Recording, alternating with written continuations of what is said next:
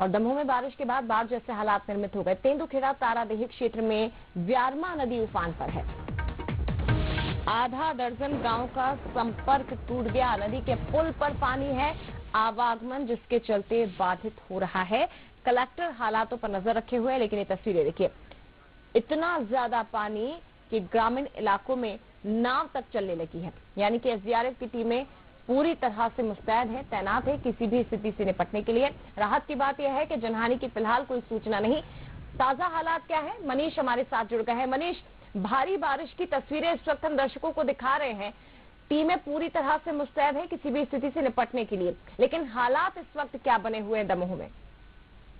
दरअसल ये पूरा मामला दमोह के तेंदुखेड़ा और तारादेही इलाके का है। यहाँ पर बीती रात भारी बारिश हुई।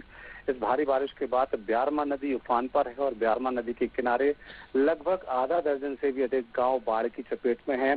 किसानों की फसलें बर्बाद हो चुकी हैं, उनके घरों में पानी पहुंच चुका है, सड़कों पर वोट चल रही है। दमोह कलेक्टर सुधीर कुमार कोचर ने सुबह 5 बजे से ही मोर्चा संभाल लिया था। ये लगातार नजर बनाए हुए हैं, रेस्क्यू टीमें पहुंच रही हैं, लोगों को खाने के पैकेट पहुंचाए जा रहे हैं। कुल मिलाकर ये कहा जा सकता है कि अचानक हुई बारिश से काफी भयावह माहौल दमोह के तेंदुखेड़ा इलाके में है, व्यारमा नदी के आसपास है। लेकिन पुलिस और प्रशासन पूरा अलर्ट मोड में है। हालांकि अभी तक किसी जनहानि की कोई खबर नहीं है।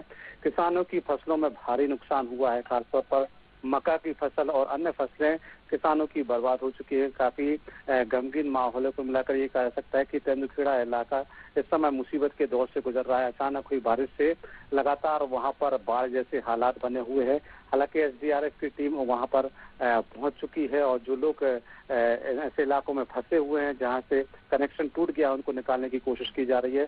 दमोह के जो मलिया घाट के पास व्यारमा नदी का पुल है, उस पर भी पानी है। इस वजह से पूरे इलाके का कनेक्शन जिला मुख्यालय से टूट गया है। ठीक है, बहुत धन्यवाद आपका मनीष। जनहानि की खबर नहीं है और राहत की बात यह है कि प्रशासन की टीमें और तमाम जो रेस्क्यू टीमें हैं वो पूरी तरह से मुस्तैदी के साथ इस वक्त डटी हुई है। रायसेन में भी अगर बात करें तो